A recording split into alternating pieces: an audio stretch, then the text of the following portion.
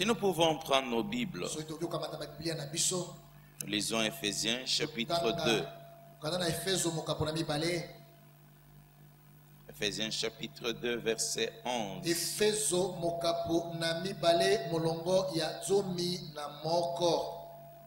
Jusqu'au verset 20.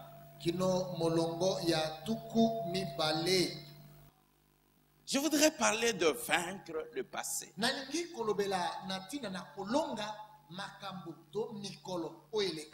Il n'y a aucun vainqueur qui reste esclave et accroché au passé.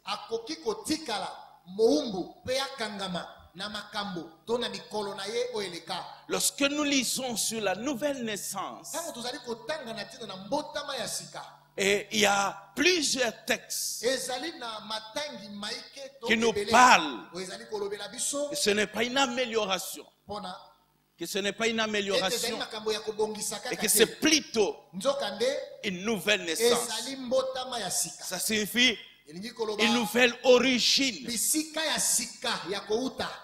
un nouveau commencement. On vient à l'existence. C'est pourquoi on parle, vous étiez mort. Vous étiez mort. Mais les textes de 2 Corinthiens chapitre 5 verset 17 que nous connaissons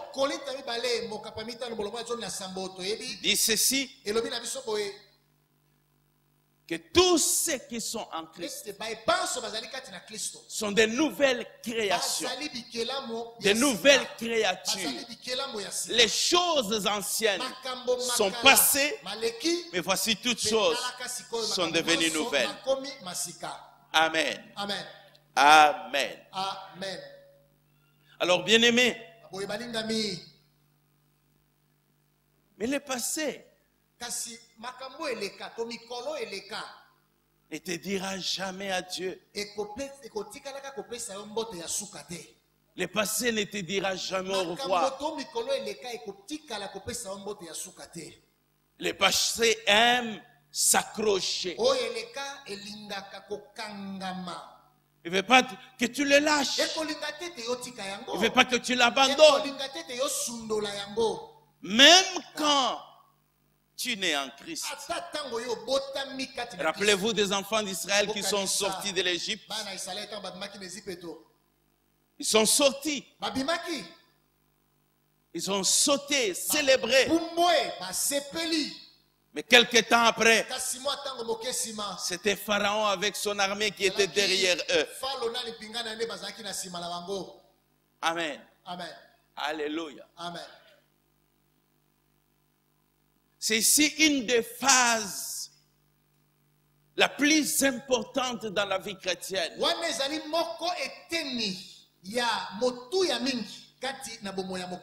Mais malheureusement, aussi que nous essayons de passer très vite, mais après il y a des conséquences.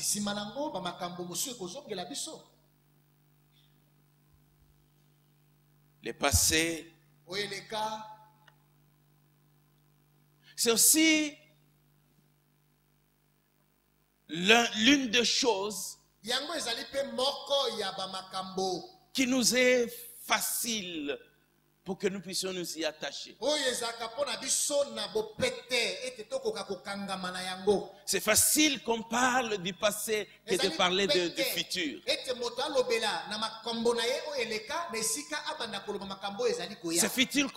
C'est facile qu'on parle de ce qu'on a subi les années passées, de ce qu'on a eu comme échec, de ce qu'on vit, que de parler de ce qui peut arriver dans notre vie.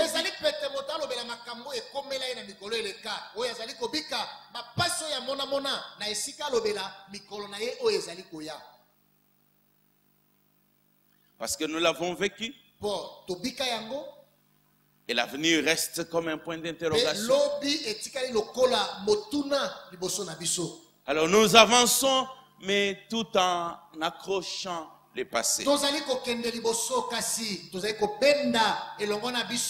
Je venais de dire que le passé ne te dira jamais adieu, ni au revoir. C'est à toi de dire au revoir et adieu au passé. C'est à toi. Amen. Amen. Amen. Amen. L'apôtre Paul est en train de parler aux Éphésiens.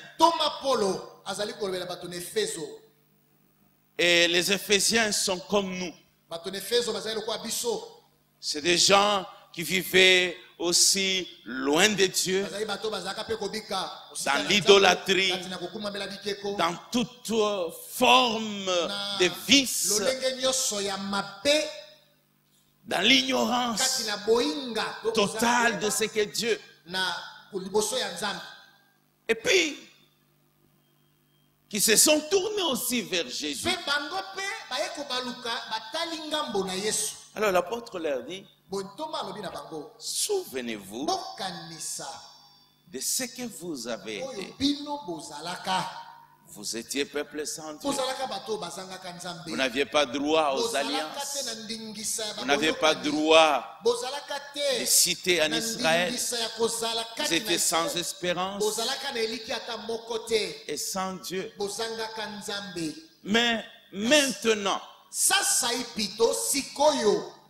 donc maintenant c'est différent. Alléluia. Amen. Maintenant vous êtes le peuple de Dieu.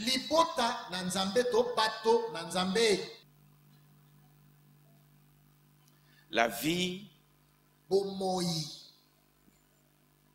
a des surprises, de bonnes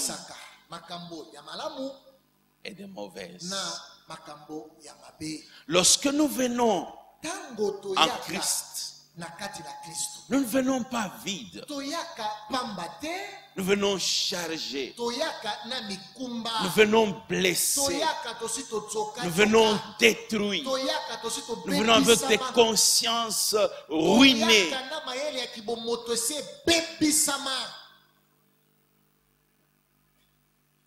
Et puis, Jésus entre dans notre vie. La paix vient. Mais Jésus ne nous fait pas frapper d'amnésie.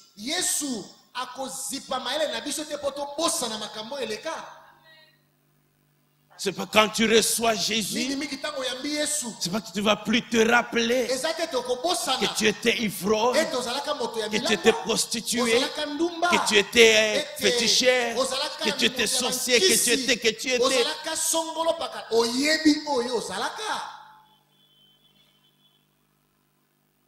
Tout cela reste. Amen. Amen. Amen. Amen. Ce sont ces éléments-là qui sont les éléments de la force du diable pour continuer à traquer ta vie.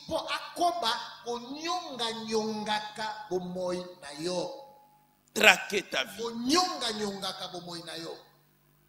Les blessures intérieures, la haine, le ressentiment, le désespoir, le découragement. Donc, après la joie que tu ressens, que tu es maintenant enfant de Dieu, que tu bénis le Seigneur, gloire à Dieu, je suis sauvé. Et puis après, le passé dit, tu es sauvé, c'est très bien. Mais nous, on est là. On est là. Qu'est-ce que tu vas faire de nous? Nous ne pensons pas que tu vas aller loin. Parce que ça fait plusieurs années qu'on est ensemble.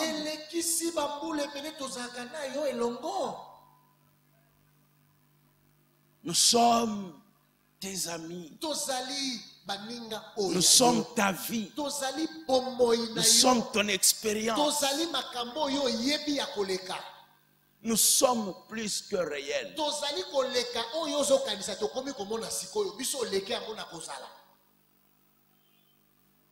Amen. Amen. Alléluia. Amen. Alors, qu'est-ce que je vais faire? Qu'est-ce qu'on peut faire du passé?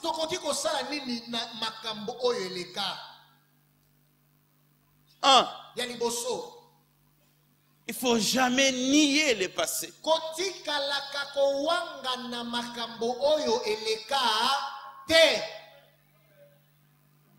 C'était tromper toi-même. Tu es en train de faire fausse route. Si j'ai été voleur, je l'ai été. J'ai été voleur. Je reconnais. J'étais ivrogne. Je reconnais que ceci, c'est des conséquences de ma vie. Je le reconnais. Parce que vous savez, lorsque vous arrivez dans un milieu où les gens adorent, les gens louent Dieu, les gens parlent du ciel, de la sainteté, tu as peur que les gens sachent d'où toi tu viens. Alléluia. Amen. Tu as peur. Et c'est là que petit à petit va se développer l'hypocrisie. Alléluia. Amen. Tu vas essayer d'afficher que toi aussi tu as été correct, que toi aussi tu as été ceci, que c'est vrai tu t'es converti, mais tu n'étais pas tellement un mauvais garçon, tu n'étais pas tellement ceci. Ne sois jamais complexé. L'apôtre Paul est en train de parler de ceux de loin et de ceux de près. Mais tous, ils ont accès auprès du Père par Jésus. Alléluia. Amen. Je reconnais. Je reconnais. Si j'ai un enfant, je suis fille-mère. La conversion ne va pas m'amener à ne pas reconnaître l'enfant que j'ai. Ya mwana na bota ye liboso na bala to liboso ba pesa biloko libala pona ngai tango na bomboli motema ekolongola kikobota na ngai ya mwana wana te na kowanga na petete na botaka. Alléluia. Amen. Même si c'est arrivé à 12 ans. Ata soke komela na mbula zombi na mibale. C'est ton passé. Reconnais-le. Amen. Amen. Deuxième chose.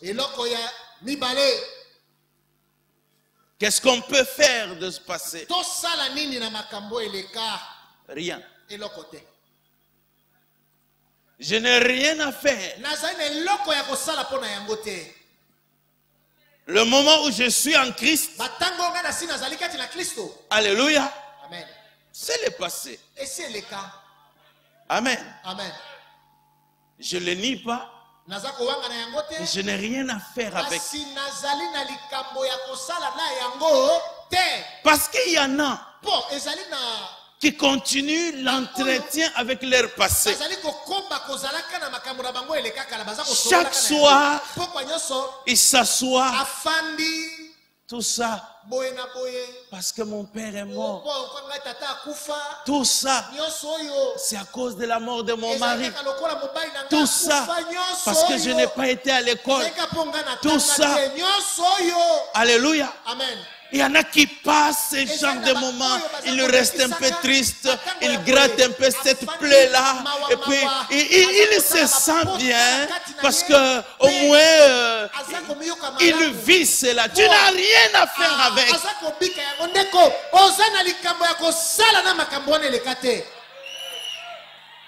Le diable vient et dit, tu as volé. Oui, j'avais volé. J'étais voleur, ingrat.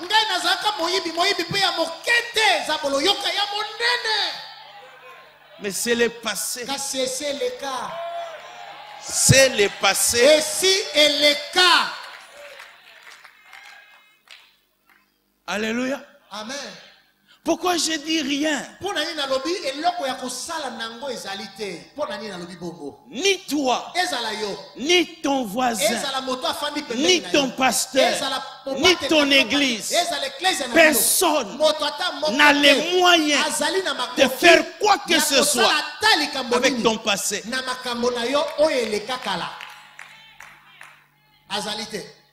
D'ailleurs, nous, si on apprend seulement,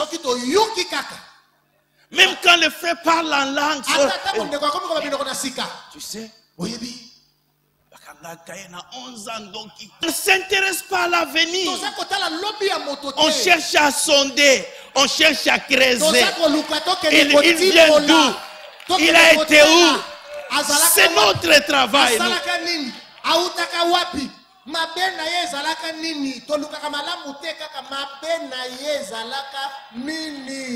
Donc tu comprends que nous on ne sait rien faire de ton passé. Et ton passé nous terrorise. Ton passé nous donne de créer un peu de distance. Même quand tu parles la langue, on t'observe.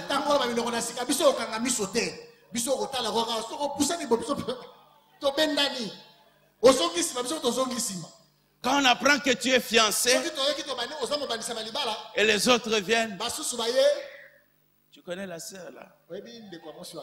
Atika Mwana.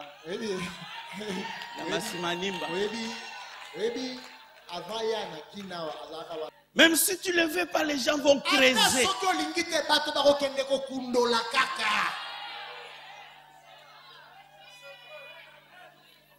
Amen. Amen. Laisse-moi. Il n'y a qu'une seule personne qui est spécialiste même de tes erreurs. Lui, il sait trouver solution. Même quand tu as commis une erreur, quand tu as volé, quand tu as avorté, il a les moyens de transformer ce passé-là pour susciter quelque chose de nouveau.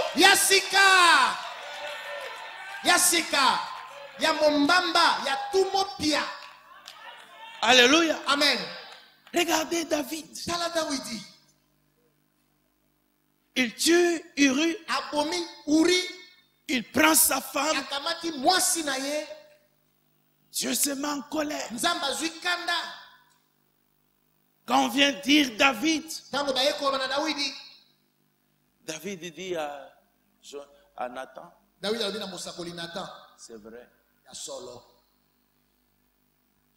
Je l'ai fait.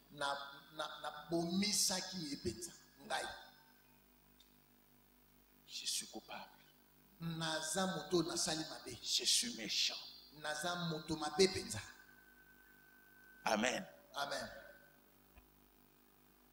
Parce que tu sais, nous, on sait déjà que nous savons que là, il va tout nier en bloc en plus. Il avait dit, c'est vrai. Et Nathan dit ici, voilà ce que Dieu a dit. Tu vas mourir. Merci. C'est normal. C'est Dieu. Parce que j'ai mal fait. Mais il me reste une possibilité. C'est d'aller vers lui. Il n'a pas dit à Nathan, prie pour moi. Non, non. Je vais aller moi-même vers lui. Et il va vers le Père. Il dit, c'est vrai. je fais cela, je suis coupable, je m'abandonne. Qu'est-ce que tu peux faire de quelqu'un qui a tué le mari d'autrui et qui a pris la femme? Il n'y a que toi. Nathan n'a pas de solution, Israël n'a pas de solution. Je viens entre tes mains. Il n'y a que toi qui peux faire quelque chose. Si tu veux que je meure, c'est toi. Si tu veux que je vive, c'est toi. Et Dieu, il dit, moi je suis le Dieu de nouveau départ. Je suis le Dieu de nouvelle naissance. Je suis le Dieu du pardon. Je te pardonne. L'enfant va mourir. Amen. Mais la femme est restée. La femme de David. Et puis elle va mettre au monde un fils. Et puis Dieu prend ses fils. Il les met le roi. Alléluia. Yo. Toi, peux-tu le faire? Alors ne regarde pas les gens, parce que moi je ne le ferai pas.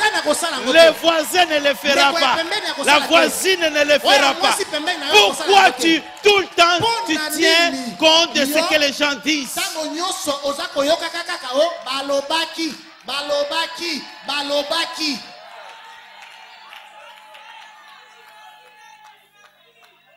C'est ainsi qu'au lieu de te fortifier, tu t'affaiblis davantage.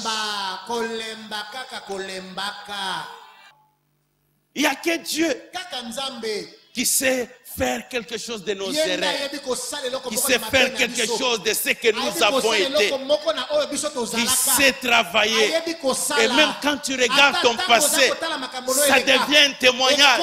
Parce que Dieu a pris le passé, il a fait entrer dans son usine, il a fait sortir quelque chose.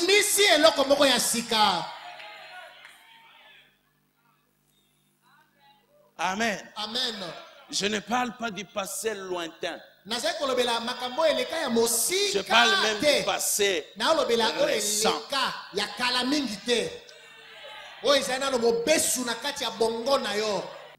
Troisième chose, ne laisse pas le passé empoisonner ton futur. Ne laisse pas ton passé empoisonner ton futur. Sinon, ça ne sert à rien de parler de la nouvelle naissance. Ça ne sert à rien.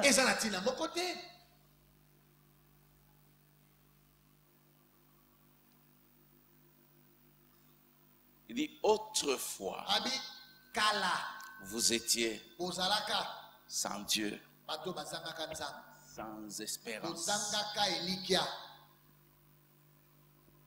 Mais maintenant,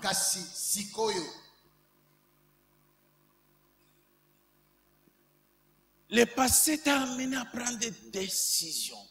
Tu sais, les gens disent, les Jean-Baptiste, certains disent, il est ceci, il est cela.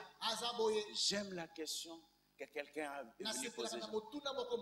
Que dis-tu de toi-même? Mais toi tu dis quoi de toi-même? Si tu n'as rien à dire à toi-même, tu n'auras que ce qu'on va mettre sur toi comme étiquette. C'est ce que tu vas être. Positionne-toi. Jésus t'amène, il dit, il fait te nourrir. Il fait mettre, tu es racheté. Tu es maintenant fils de la maison. Tu n'es plus citoyen du dehors. Tu as droit de citer. Tu es maintenant comme fils d'Abraham. Tu as droit. Toutes ces choses-là, ça reste. Ça reste. Amen. Amen. Job, en un jour, il perd et sa famille et ses biens. Tout. Et puis, les amis viennent. L'autre dit, Job, il t'a bien. Examine-toi très bien. Job. Job. Job. Job. Toute la souffrance de Job, c'est de se défendre devant ses amis.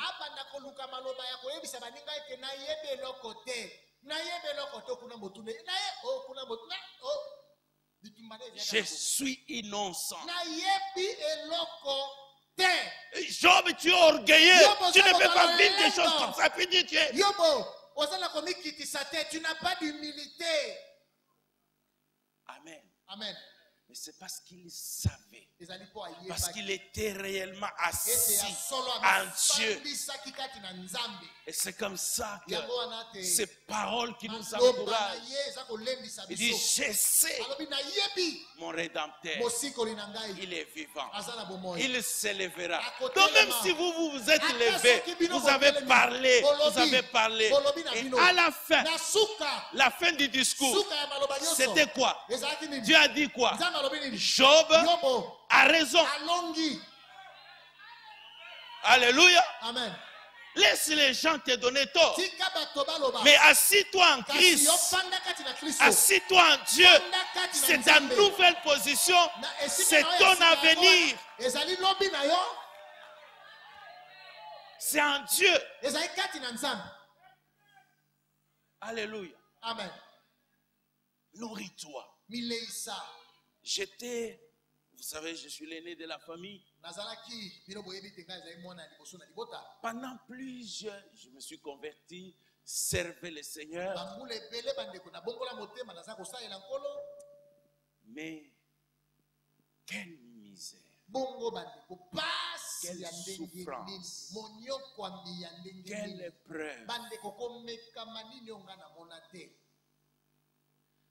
Tu vas à l'évangélisation, tu rentres, il n'y a pas à manger. Des fois, la louange, c'est juste tu pleures, tu pleures. La salamine. Que dois-je faire? Je suis converti comme si je n'étais pas converti. Alléluia. Là, on commence à ramasser les péchés. Tu prends des loupes pour commencer à chercher.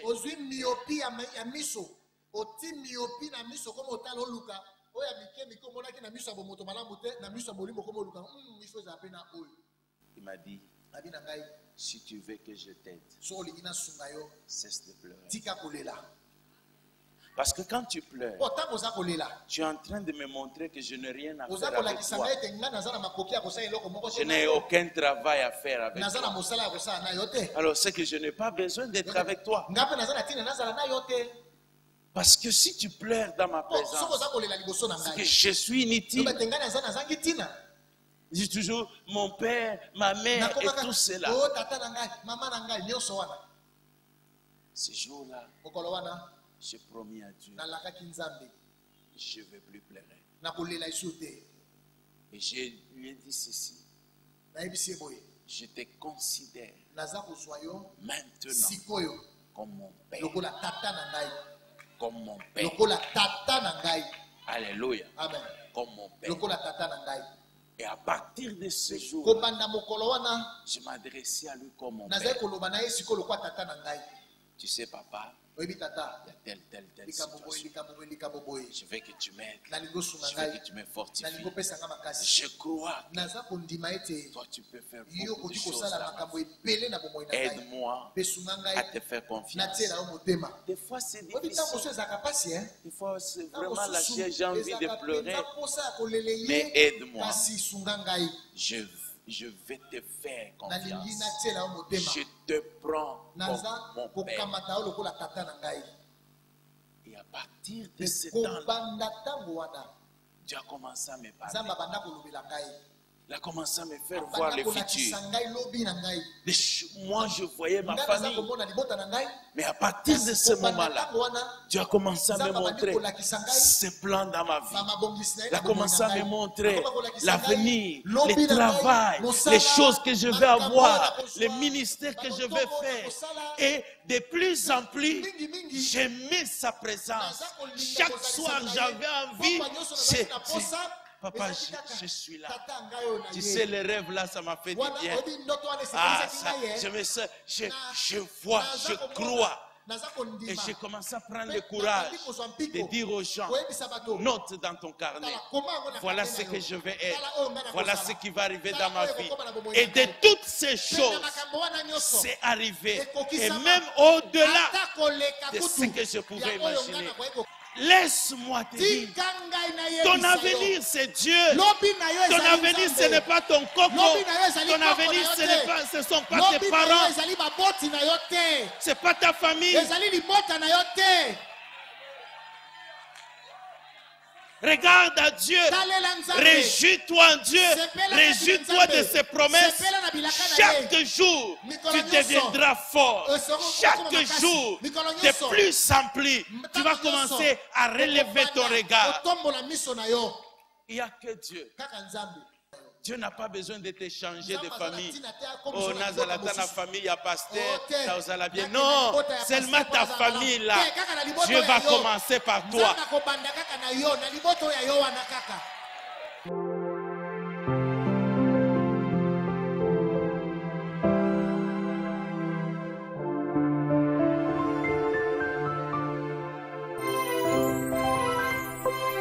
Unis comme un seul.